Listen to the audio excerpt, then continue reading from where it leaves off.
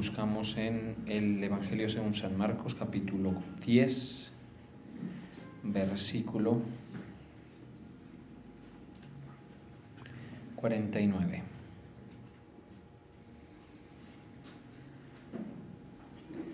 Marcos capítulo 10, versículo 49.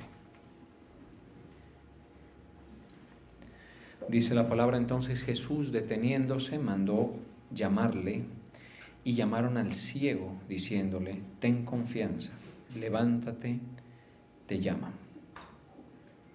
Él entonces, arrojando su capa, se levantó y vino a Jesús. Respondiendo Jesús, le dijo: ¿qué quieres que te haga? Y el ciego le dijo: maestro, quiero que recobre la vista. Y Jesús le dijo: vete, tu fe te ha salvado. Y enseguida recobró la vista y seguía a Jesús en el camino. Señor, te damos gracias, damos gloria y honra a tu santo nombre. Gracias por concedernos este momento, Señor. Te pedimos que tú nos hables, nos alumbres con tu palabra y verdad, Señor. Que tú nos ministres, Padre eterno, trayéndonos esa verdad, ese auxilio, que alumbres nuestra tiniebla, Señor, que concedas el ser instruidos por tu palabra en el nombre de Jesús. Amén. Dice: entonces Jesús se detuvo y dijo: llámenlo. Llamaron al ciego y le dijeron: anímate y levántate, Jesús te está llamando. El ciego se quitó el manto y dio un salto y fue a donde estaba Jesús. Jesús le dijo: ¿qué quieres que haga por ti? El ciego respondió: maestro, quiero ver de nuevo. Jesús le dijo: puedes irte, tu fe te ha sanado. Enseguida el hombre pudo ver y siguió a Jesús por el camino. Bien, aquí en Marcos 10, versículos 46 en adelante, vemos el paso de Jesús por Jericó. Dice la palabra que al salir de Jericó, Bartimeo el ciego estaba sentado junto al camino mendigando. Entonces vemos este momento en el que el ciego se notifica que Jesús va a pasar por allí. Dice: Jesús, hijo de David, ten misericordia de mí. Y pues lo que sucede con este ciego es unos eventos muy cargados de significado para nosotros. Lo primero es que él comenzó a llamarle, a pesar de que pues la gente, muchos, dice, le reprendían para que callase, pero él clamaba mucho más: Hijo de David, ten misericordia de mí. Ya estuvimos viendo en su momento lo que esta expresión Hijo de David en una observación teológica tiene que enseñarnos. Es decir, el ciego, digamos que básicamente espiritualmente veía más que cualquiera, ¿no? En su condición física estaba ciego, pero en su condición espiritual él no tuvo problema en declarar de Jesús eso que es ser el hijo de David, que es todo un significado profético mesiánico que está a lo largo de las profecías de los Salmos y otras más. Muy puntualmente Isaías es que habla de esto del hijo de David o del vástago de David. Entonces, digamos que es muy importante que sí que refresquemos eso, ¿no? Porque el Bartimeo pues hace una declaración prácticamente muy adelantada al tiempo en el que él vivió. Es decir, no muchos tenían claro eso de Jesús, ¿no? Tropezaban con él, es decir, tropezaban con su figura, su ministerio. Algunos anhelaban un ministerio mesiánico, pero no sabían cómo interpretarlo y tampoco sabían cómo se iba a desempeñar en la persona de Cristo. Entonces vamos a ver que mucha gente tropezó con Jesús de muchas maneras, y en mucho era eso, que no entendían su conexión con todas esas profecías, predicciones que están en el Antiguo Testamento que hablan acerca de esa condición de hijo de David. El Bartimeo no, pasa por eso como que si fuera lo más natural para él. Eso nos habla, vuelvo y repito, de una condición muy alumbrada, ¿no? Y es muy curioso tratándose de un ciego. También simbólico, ¿no? Porque pues la Biblia dice que por fe andamos, no por vista. Pero nosotros los que vemos, los que percibimos por medio del sentido de la visión, de la vista, pues realmente tenemos que reconocer que esto como que es demasiado importante para nosotros, ¿no? Es decir, como que determina mucho. Juzgamos por las apariencias, vemos a la gente y como la vemos en su apariencia le damos un trato, ¿sí? Y pues eso no es muy acertado. Además también la parte espiritual pues suele ser como desconocida para nosotros, ¿sí? En mayor o en menor medida. Es decir, nosotros no vemos ni siquiera la condición espiritual a veces nuestra.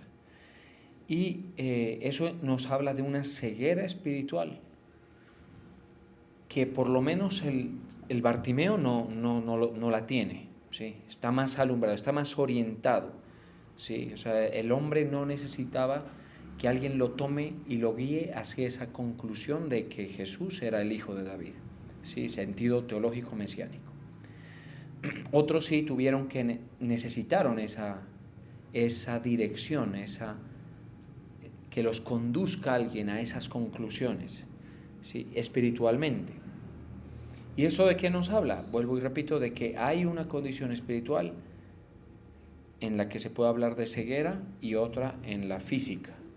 Esta espiritual pues es muy importante porque la espiritual a veces se desconoce y uno se tranquiliza con lo que ve exteriormente, ¿sí? Se tranquiliza con lo que ve exteriormente. Un ejemplo de eso es la iglesia de la Odisea en Apocalipsis, ¿no? Que le dice el Señor, tú dices, soy rico y me he enriquecido y de ninguna cosa tengo necesidad. Y el Señor le responde y le dice, pero yo te digo que tú eres un pobre, ciego, miserable, desnudo. Y uno dice, pero pues los laodicenses seguramente decían, no, yo me siento muy cómodo con mi éxito, con la prosperidad que tengo, con la riqueza que tengo. Somos una iglesia de gente con condición, vivimos en una ciudad también que nos lo permite y todo eso. Pero su condición espiritual estaba más que erosionada, lo vemos en las Escrituras, ¿no? Porque es una iglesia tibia, por ejemplo, ese es un rasgo interesante del asunto, ¿no? Es tibia. Y si nos ponemos nosotros a ver un poquito y a ser prácticos, vamos a notar que mucha gente es tibia por su ceguera. Esa es la razón. Una, pues, de las razones, ¿no? Además, podríamos añadir que, pues, se es tibio por falta de disciplina, carácter, otras cosas, obviamente. Pero una buena parte de la tibieza está en la ceguera, es decir, no ver lo malo como malo, no ver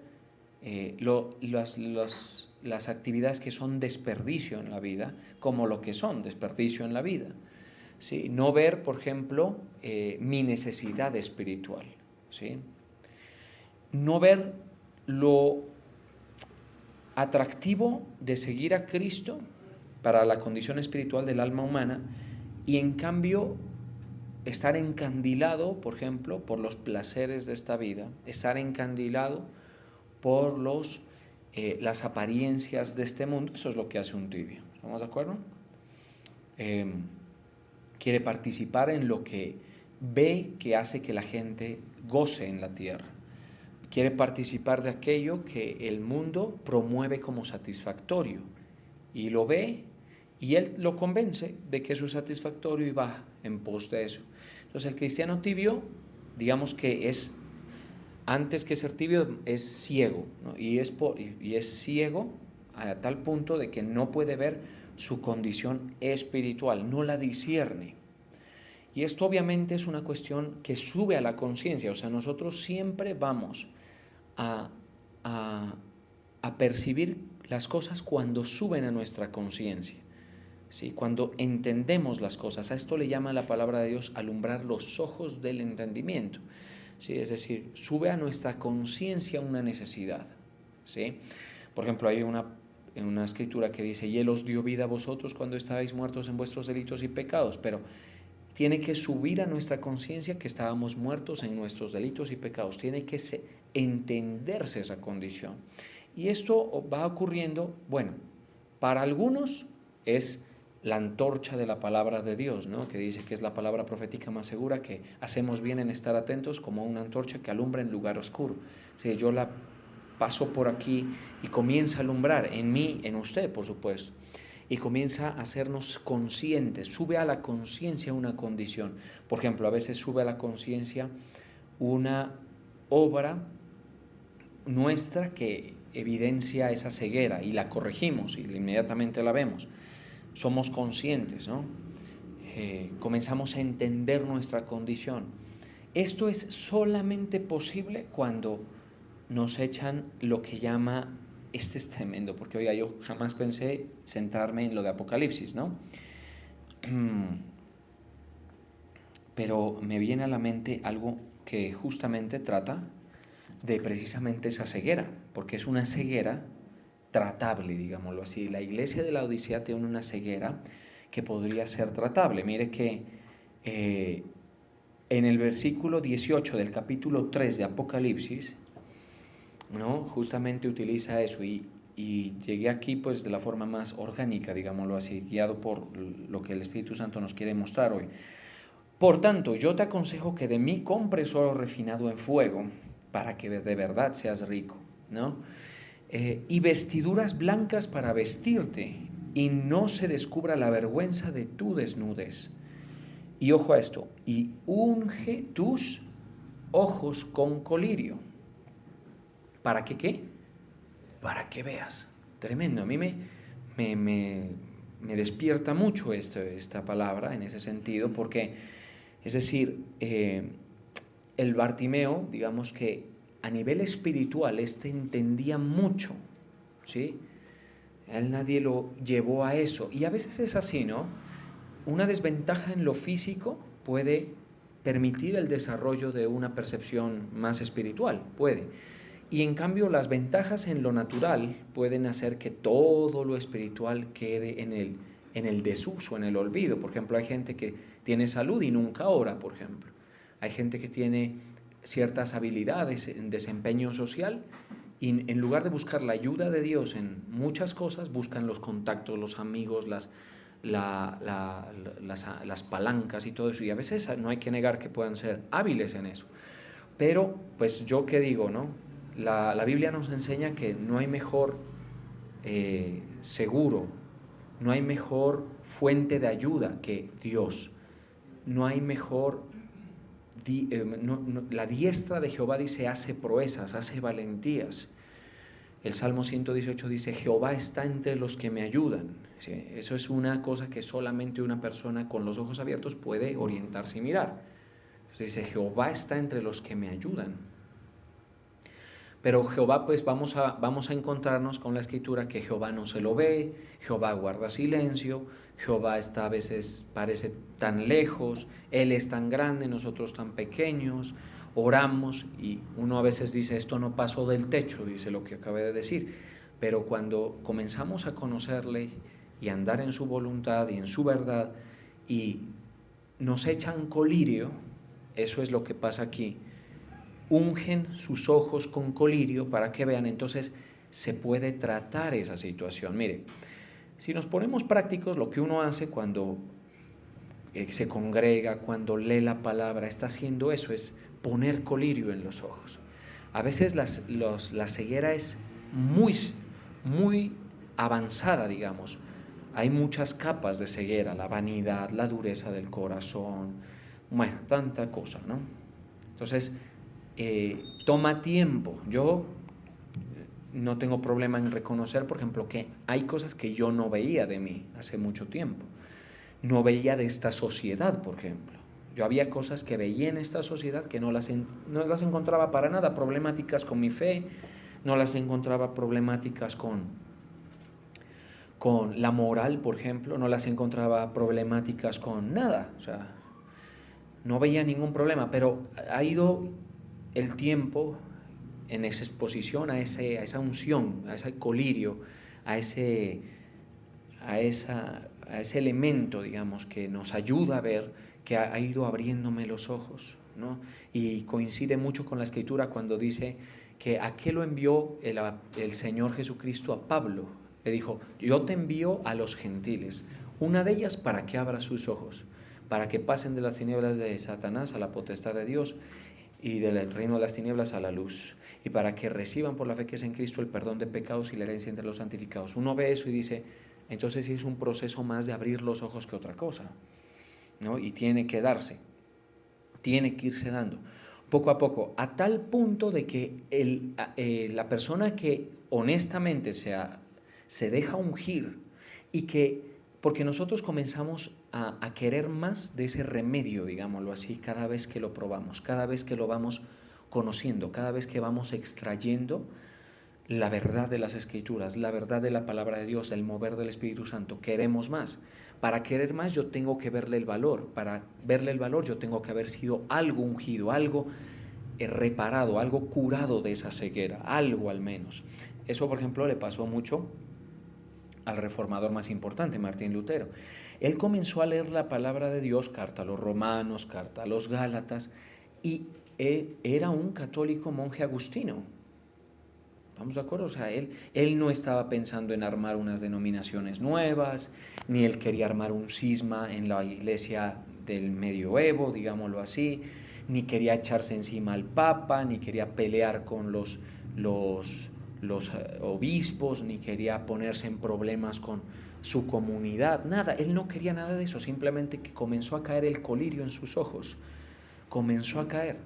Y al principio veía verdades, pero no se lo muestra incómodo convivir en un sistema que contradecía todas esas verdades, me refiero puntualmente al catolicismo, ¿no?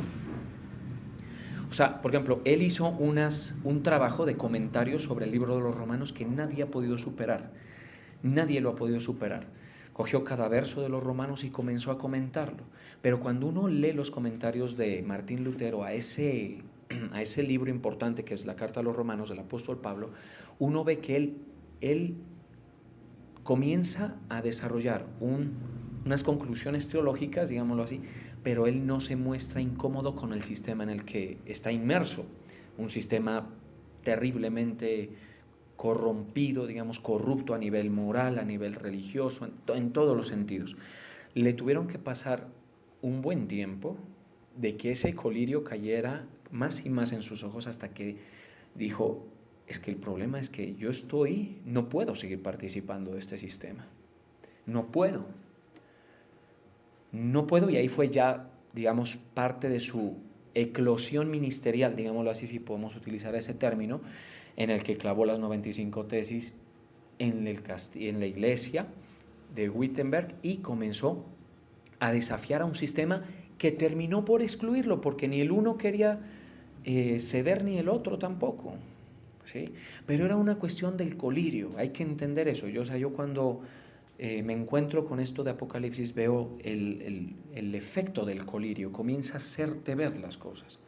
¿Sí? Entonces yo tengo esa ambición, usted me dirá, ¿qué quiere hacer con los que le oyen? Dios me prestó sus oídos hoy y me los presta cada vez que ustedes vienen, ¿no? ¿Qué quiero yo? Que caiga colirio sobre sus ojos, así como ha caído sobre los míos, para que veamos, nuestra condición espiritual, nuestra condición moral, la bondad de Dios, las riquezas de su benignidad, paciencia y longanimidad que estuvimos viendo hace un par de cultos. Todo eso es el objetivo, es decir, yo que quiero que cambie de perspectiva, es que yo también cambié, ¿estamos de acuerdo? Para que no viva usted una cosa religiosa vacía y que no le dé ningún efecto eterno, pues, porque lo de ahora no es tan importante, porque la iglesia de la Odisea, pues era rica, como se ve ahí, ¿no? Pero el Señor le dice, yo te aconsejo que de mí compres oro refinado en fuego para que seas rico y vestiduras blancas para vestirte, Porque a veces también las religiones, por ejemplo, dan apariencia de santidad, dan apariencia de piedad, pero son vestiduras sucias, son vestiduras viles, son vestiduras que no muestran la pureza de la justificación. En cambio, la relación con Cristo en el Evangelio, atentos a esto, te pone las vestiduras blancas. Las vestiduras blancas son la justificación, entiendo yo. Porque yo no puedo lavar mis propias ropas en mi propia inmundicia. Yo necesito que Cristo lave mis ropas en su sangre y en su pureza, en la pureza de Cristo. Y entonces dice, y vestiduras blancas para vestirte, y que no se descubra la vergüenza de tu desnudez. Unge tus ojos con colirio para que veas.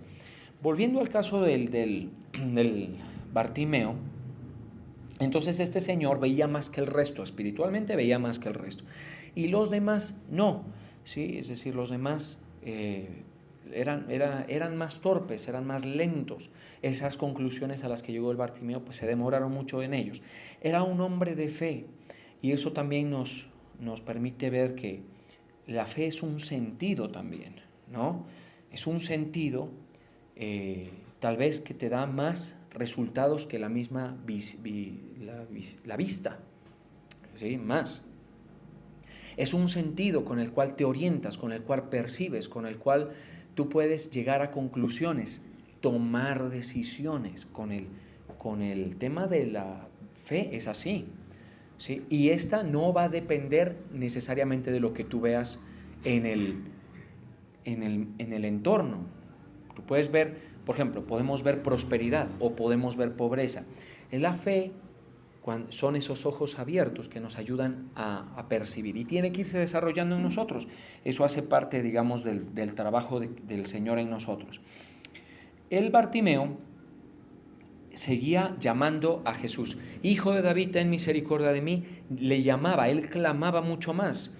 Dice que lo reprendían para que se callase. Estamos en Jericó, recordemos el paso de Jesús por Jericó. Y dice, ten misericordia de mí. Esa es otra cosa, ¿no? También muy importante, digamos, que solamente una persona con colirio en los ojos puede reclamar o pedir, ten misericordia de mí, ¿sí? Digamos que esa tal vez es de las oraciones, de las frases más importantes que uno puede declarar cuando uno está en la relación con el Señor, ¿sí? Cuando uno se da cuenta, por ejemplo, de las necedades del alma, cuando uno se da cuenta, por ejemplo, de los riesgos que hay en el mundo, de los peligros, de encima de eso la obra del enemigo, de Satanás, cuando uno se da cuenta lo incapaz que es uno para anticiparse a muchas cosas, ¿sí? Cuando uno se da cuenta de todo eso, la oración más que muestra más entendimiento es, Señor, ten misericordia de mí, ten misericordia de mis hijos, ten misericordia de mi familia. O también, gracias por haber tenido misericordia de mí. Gracias. Yo le digo mucho eso al Señor. A veces entro a mis rutinas de oración con, digamos, muchas frustraciones, como un caldero, ¿no? De emociones, una cosa, con ambiciones, de todo. Y cuando el colirio comienza a caer, su palabra, a través de los salmos, a través de estas cosas que uno lee, Marcos, todo eso, todo, yo le digo, Señor, gracias por haber tenido misericordia de mí. Gracias, por ejemplo, por no haberme permitido lograr eso que yo quería. Gracias por haberme guardado en tus propósitos, en tus atrios. Gracias por no haberme permitido incluso extraviarme, porque yo tuve todas las posibilidades de extraviarme. Yo digo, cuando yo veo atrás, sagaz no era, ¿no? El Señor, en su gracia, en su vara y su callado, me protegió. Digamos que a mi favor puede estar el hecho de que yo, pues, así como a mí no me gustaba brincar el cerco del redil, digámoslo así. O sea, yo era, sí, digámoslo así, una ovejita un poco opinadora, digámoslo así, inquieta, sí, hasta ahora lo soy, creo, algo así, pero a mí no me gustaba brincarme el cerco de él. O sea, ya cuando la cosa se ponía, que ya estaba ahí a punto de decidir irme del redil, ahí venía ya el temor de Dios, algo, no sé, el Espíritu Santo me ayudaba. Entonces, gracias por haber tenido misericordia de mí. Que usted tiene y yo tenemos que llegar a esa conclusión de que gracias por haber tenido misericordia de mí en que conocí el Evangelio. Porque yo pude haber nacido, por ejemplo, en un contexto en el que nunca me llegara la palabra. Pude haber crecido en unas condiciones en las que nunca hubiera tenido oídos. Usted pudo haber nacido en otro país, pudo haber nacido en otra familia, pudo haber tenido esos talentos, esos dones que hacen que la gente se pierda, se extravíe, si le ha de venir alguien a la cabeza, más de uno, ¿no? Y uno dice, no, ellos son los que están bien, no, eso es el que no ve. Cuando comenzamos a ver las cosas que nos damos cuenta que Él ha tenido misericordia de nosotros, aún con todas las cosas que se han dado para que estemos hoy oyendo su palabra. Pero Él la pide porque, hombre, la misericordia en este caso era también un tema de su vida, porque las limitaciones del ciego sí que eran muy notables. Es decir, por lo general le voy a decir lo que pasaba con los ciegos en aquel tiempo, es decir, un ciego completamente ciego estaba prácticamente destinado a la exclusión social. Algo parecido al tema de los leprosos, pero es que los leprosos, bueno, no les dejaban ni asomar, ¿no? En cambio, el ciego, digamos que dependía de que lo lleven, de que lo traigan de una, o sea, es decir, no puede hacer muchas cosas que dependen de la vista, ¿no? Es una limitación algo excluyente, no tanto como la lepra, pero es muy excluyente. Y esto es, digamos, en ese clamor, al reconocer de Cristo eso, también se habilita, se permite pedirle misericordia en nuestras limitaciones. Obviamente, ahí, o sea, yo siempre digo que uno debe entender para qué se acerca a Cristo, pero si hay una limitación que a uno lo hace clamar por misericordia a Dios, también es válido. Y el Señor, mire que se lo respondió. Entonces Jesús, deteniéndose, mandó llamarle, y después de que la gente le decía, cállate tú, no grites tanto, no le digas, bueno, todo eso, porque como no es tema de ellos, así somos nosotros todos, como no es un tema que me aqueja a mí, entonces pues los que lo piden son molestia. Entonces Jesús, deteniéndose, mandó llamarle y llamó al ciego, diciéndole, ten confianza, levántate, Él te llama. Ahora, la Reina Valera suele ser muy precisa en muchas cosas, pero casi todas las versiones utilizan un término que parece ser más exacto, y es ten ánimo. No ten confianza, sino ten ánimo. Mire nada más que la palabra de Dios para todos dice, anímate. Eso le dicen los que antes le decían, imagínense, ¿sí? Porque el tema es que entre la relación mía con el Señor no se puede interponer nadie va a entender tanto como Él las cosas, ¿no? Dice, anímate. Hay otra, dice, ten buen ánimo, be of good cheer, dice otra versión, también muy difundida, muy respetada también. Ten un buen ánimo, ¿sí? Y esto es también importantísimo, ¿y por qué? Porque te llama. Una cosa es que yo lo llame al Señor, lo cual para nada está mal. Pero otra cosa, y por cualquier razón, es que Él lo llame a uno. Eso es la buena voluntad de Dios mostrándose generosamente. Ahora, en el caso, del Bartimeo, le gritó hasta más no poder. Es más, hay sospechas, digamos, por la cronología de los evangelios que registran este hecho, de que el Bartimeo pudo haber seguido a Jesús durante el recorrido, ha pedido que alguien lo ayude, o tal vez lo esperó a que entrara y esperó que saliera, ¿sí? Vamos a ver eso, lo hablamos en algún momento hace unos meses, pero lo cierto es que, es decir, Él llamó, pero el buen ánimo para nosotros comienza a presentarse cuando sentimos y entendemos que Él nos llamó. ¿Sí? Nos cambia el ánimo, porque, mire, pero claro, si tenemos colirio, ¿no? Si nos ha caído colirio, porque si no, es decir, la voz de Dios es lo andan correteando, mejor dicho. ¿Estamos de acuerdo? Es decir, muchos cristianos, vamos a ponerlo entre comillas, eso ya siendo muy generoso, ¿sí? Jesús y su palabra los anda correteando. Ellos no quieren. Ellos no están al borde del camino llamando a Jesús, a Dios, ¿sí? Porque hay que poner las cosas como son. Ellos no están en eso. El Señor los está llamando con alguien que los invita, con alguien que les predica, con alguien que les dice la palabra de verdad, el evangelio de la salvación. Ahí lo está llamando. Y a veces la ceguera es tanta que ni se oye ni se ve, ¿sí?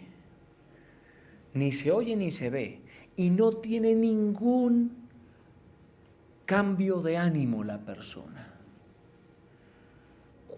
En cambio, cuando vemos lo que significa que Él se haya detenido por cada uno de nosotros, y ahí no tengo temor de equivocarme, cada uno de usted, si está aquí hoy, por la razón que haya sido, así parezca una iniciativa muy humana, muy suya, ¿no? Allí está el llamado del Señor. El Señor se detuvo y lo llamó. Claro, usted no es ciego.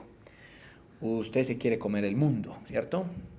Usted es una persona capaz con todo el camino por delante. Aparte, quizás hasta sea atractivo, capaz, tenga buena labia, como se dicen por ahí, y sea hijo de una familia acomodada o de lo que sea. Entonces usted no siente que lo necesita. Pero tranquilo, que el Señor con muchos nos ha dado el tiempo para que entendamos que sí lo necesitamos, a pesar de tener todas esas condiciones. Nuestra alma lo necesita, su alma necesita ser salva. Nuestra alma necesita que Él se detenga y que nos llame, y nos llamó. Y no solo nos llamó para la salvación, sino para unas buenas obras, las de consagración. Nos llamó para bendecirnos y para experimentar también los efectos de la reconciliación. Eso es maravilloso, o sea, eso es un resultado, podríamos decir, muy integral de ese llamado, para darle a usted el entendimiento, la sabiduría, la dirección, para que usted no sea una oveja que no tiene pastor, sino que el pastor sea Jesucristo. ¿Estamos de acuerdo? O sea, la obra de Jesucristo en nosotros a través del Evangelio es tremendamente importante. Por eso ellos le dicen, ánimo, ten buen ánimo, levántate que te está llamando. Y entonces dice, ahí sí volvemos a la Reina Valera, versículo 50, él entonces arrojando su capa se levantó y vino a Jesús. O sea, él sí, nada más al escuchar eso, él dejó tirando la capa, porque esa es también la expresión correcta, ¿no? Es arrojando su capa, así, la tira a un lado. Y esto implica muchas cosas, es decir, él ya sabía que no la iba a perder, un criterio, ¿no? Al dejar la capa, porque un ciego no va a la capa con él para todos lados, porque como no ve, pues luego se la roban algún malicioso, algún vivo, y a quién le reclaman si ni ve nada. ¿Estamos de acuerdo? Y hay que decir que la capa, en un sentido pues de la sociedad de aquel tiempo, es muy importante. La capa es protección, para un ciego prácticamente era colchón, era prácticamente asiento, podía ser hasta la cama de la noche, o sea, todo, ¿sí? Todo. Pero él cuando ya se levanta, él ya sabe que esto no va a ser importante, es decir, que si la tiene que ir a buscar, la va a ir a buscar por sus propios medios, y que si no, lo mejor que le puede pasar es olvidarla, porque su vida ya no va a ser la misma a partir de ahí. Él no va a tener la limitación que ha tenido hasta ahora. Es maravilloso el ejemplo, porque sí, o sea, nosotros los cristianos no podemos, ¿cómo puedo decirlo?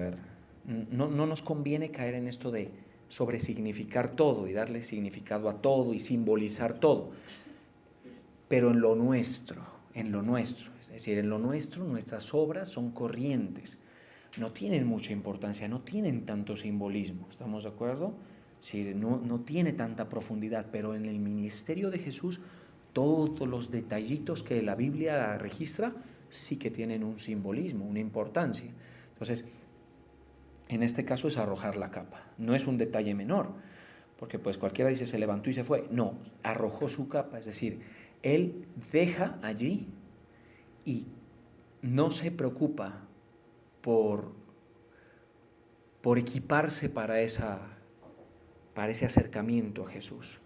Él sabe que va a encontrar esa ayuda del Señor y que después de eso su vida va a ser muy diferente. Una puede buscar la capa por él mismo, u otra es que nunca más vuelve a ver esa capa, y esa capa va a ser un artículo que le va a recordar su vida pasada, su vida de mendigo. ¿Por qué? Si estaba a la entrada o a la salida de Jericó, pues ese más o menos era el perfil del hombre, ¿sí?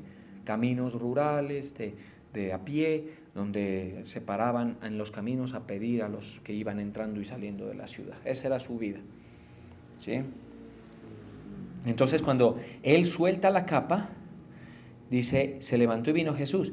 ¿Y qué quieres que te haga? El maestro, quiero que recobre la vista. Y Jesús le dijo, vete, que tu fe te ha salvado. Y enseguida recobró la vista y le seguía Jesús en el camino. Ahí ya vemos que a lo largo de un tiempo, pues el Bartimeo estuvo con Jesús, pero al Bartimeo no lo llamó a hacer los mismos itinerarios que a los 12 y a otros. Y esto nos habla de que a veces el llamado del Señor, pues por lo menos para todos es para salvación, pero cada uno en su grado de inmersión y responsabilidad que tenga. Hay un dato importante que hay que resaltar. Como saben, no sé si lo tengan presente, Jericó es la ciudad, el asentamiento urbano más antiguo del mundo, se dice, ¿no? Es la ciudad habitada ininterrumpidamente más vieja del mundo. De hecho, por ejemplo, en tiempos de Josué ya habían murallas, ¿sí? Esa fue la ciudad que cayó por la conquista de Josué y del ejército de Israel. Tenemos que ir 2000 años atrás de Jesús, 4026 de aquí, ¿sí? Y ya había murallas y todo. Y ya para ese momento ya se entendía que aún había una datación de que se trataba de una ciudad muy, muy antigua. Porque es un detalle importante. ¿Por qué? Porque el Bartimeo siguió a Jesús por un recorrido por Jericó, ¿sí? No es tan cortico, o sea, más o menos se piensa que Jesús pudo estar alrededor de unas 6 horas allí, entre que recorría la ciudad y todo eso. Y si lo siguió por el camino, lo siguió por el tránsito de Jesús, también es muy importante. El ciego Bartimeo seguramente quedó, como decimos en el fútbol, ¿no?, fichado para la salvación, fichado para seguir a Cristo, para testificar, pero no se vuelve a saber nada de él. Pero eso no significa que él no haya convertido a la verdad. De hecho, él ya estaba convertido antes de recibir la vista. Arrojó la capa. Eso de arrojar la capa, insisto, es muy simbólico, porque mucha gente, por ejemplo, no quieren que se metan con su capa. En un sentido simbólico, es mi vida, mi identidad. O sea, yo no quiero que Jesús me quite nada de lo que yo soy, ¿sí? Yo no quiero dejar eso. Y vamos a ver qué es lo que no quieren dejar. A veces lo que no quieren dejar es sus ambiciones, sus pecados, sus fantasías, sus caprichos, su agenda. Su capa a veces es el revestimiento moral que hace que yo no sigo a Jesús, porque yo tengo mi propio estándar. Yo voy por donde yo quiero. Me parece que está bien así. ¿Quién es usted para decirme? Me dirán a mí, ¿no?, que estoy en este trabajo. Pero eso lo hace por ceguera. Ahí volvemos al punto. Lo hace por ceguera. ¿Estamos de acuerdo? Tan pronto vea y que Dios tenga misericordia para mostrárselo, que la vida, sus aspiraciones, todo eso, es vano, que su cosecha no va a ser tan satisfactoria como cree que va a ser. Porque también esto suele ocurrir mucho en la gente que no ha logrado lo que quiere, entonces como no lo han logrado, pues piensan que teniendo eso sí que lo van a sentir. No, cuando el Señor tiene misericordia de nosotros, nos va mostrando que por el camino que vamos mal. Vamos primero a la muerte, porque hay un camino que al hombre parece derecho, pero su final es muerte, dice Proverbios. ¿Sí? 1, 2. También el Señor nos va mostrando que no hay mejor forma de invertir la vida que viviendo en la piedad a Cristo y a la obediencia a la fe, más exactamente, para que no confundamos términos, ¿no? Pero es un ciego, no lo ve, o por lo menos un ciego espiritual. El que ve dice, no, yo tengo que encajar en este mundo, estos afanes, estos propósitos, todo eso. El Señor con su misericordia, yo le pido eso para ustedes, que nos haga conocer, ver la realidad de las cosas, ¿no? Que abra los ojos, que nos unja con colirio, para que veamos, porque yo no te puedo, digamos, obligar, empujar a que tú camines en pos de Cristo. No puedo, ni que te santifiques, ni que te congregues, nada. Nada de eso puedo hacer. La obra verdaderamente bonita y auténtica es cuando el propio colirio que cae en tus ojos comienza a hacerte ver. ¿Sí? Entonces la gente dice, yo perdí el tiempo allá, perdí el tiempo mientras estuve afuera, perdí el tiempo persiguiendo a ese man, por ejemplo, dice la gente, ¿no? Claro, porque porque a veces ir detrás del man es haber dejado de seguir a Cristo, ¿sí? Perdí el tiempo allí, ¿sí? Tal vez no, o sea, hay cosas que son lícitas, pero hay que sazonarlas con una perspectiva, ¿estamos de acuerdo? O por lo menos con un afán. No, pues, y como la vida a veces uno dice, yo la tengo en las manos, tengo salud, me siento muy bien, aparte de eso, pues todo. Entonces la gente dice, no, mi manto me lo llevo, hermano. Voy para donde que me mandó a llamar Jesús, pero yo voy con mi manto, ¿sí? Voy con mi manto. Pero eso es por eso, porque hay ceguera y hay orgullo, ¿estamos de acuerdo? Porque cuando el Señor nos alumbra de todo lo que somos como seres humanos, de todo eso, tenemos que ir llegando al entendimiento de que son menos importantes. Es decir, que sí vale la pena dejar ese manto atrás. Ese manto para muchos de nosotros significó pobreza, por ejemplo. Ese manto significó un carácter difícil. Significa ese manto que hay que dejar atrás. Es nuestra vida antigua en nuestros delitos y pecados, en las concupiscencias de los hombres. También utiliza un término la Biblia. Ese es ese manto que hay que dejar atrás. ¿Sí? Cualquier cosa. Yo conocí y pues conozco, ¿no? Todavía a un colega que es un caso muy curioso porque ilustra muy bien los diferentes simbolismos del manto. Por ejemplo, él cuando se convirtió a Cristo, era antes, pues en el momento que se convirtió era jugador de gallos, pero muy, digamos, como vehemente del asunto, ¿sí? Y jugador de cartas con los panas de él, todo el tiempo era así. Es más, casi pierde el hogar por eso antes de conocer a Cristo. Y el colirio comenzó a caer en sus ojos, poco a poco. Y también en parte por el llamado, la misericordia de Dios es muy importante, eso de que Dios se detenga y le diga incluso a una persona dura de corazón, ven, si estamos de acuerdo, la cosa cambia demasiado, pero no es el único factor, obviamente. También, por ejemplo, yo puedo sumarle a eso la oración de su mujer, que fue también una intercesión eficaz, sin duda. Comenzó a caer el colirio y se convirtió y dejó eso y pasó de tener un gallito aquí a tener la Biblia. Los panas se le burlaban, entonces se volvió loco, decía el tipo, se corrió y dejó de jugar cartas y todo eso, a tal punto que los compañeros de él mismo me cuenta muchas veces esto de una historia muy jocosa, pensaban que la esposa lo obligaba a rezar porque era grande, más grande que él. Entonces ya, te quiero en la iglesia y te pones ahí. Todos lo molestaban y todo eso, pero no, el colirio ya había caído. Luego siguió su tránsito y siguió cayendo el colirio, siguió cayendo. Comenzó a ver tanto la cosa espiritual que estuvo listo cuando el Señor lo llamó a hacer tiempo completo, y cuando fue a dejar su manto, no dejó un manto de un negocio varado por allí, no dejó un manto por allí de pecado y de desperdicio. Fue a dejar un manto que, mejor dicho, es un lugar que se lo pelean como hienas en todos los ambientes.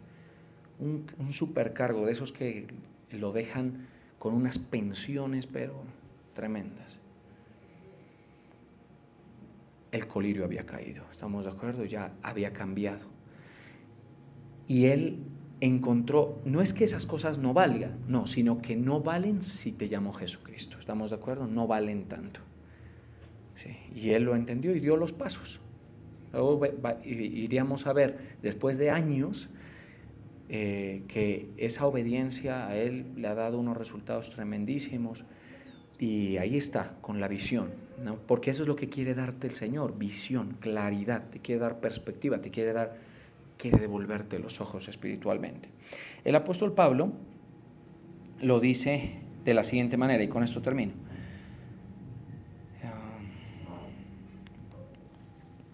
Filipenses 3, 6.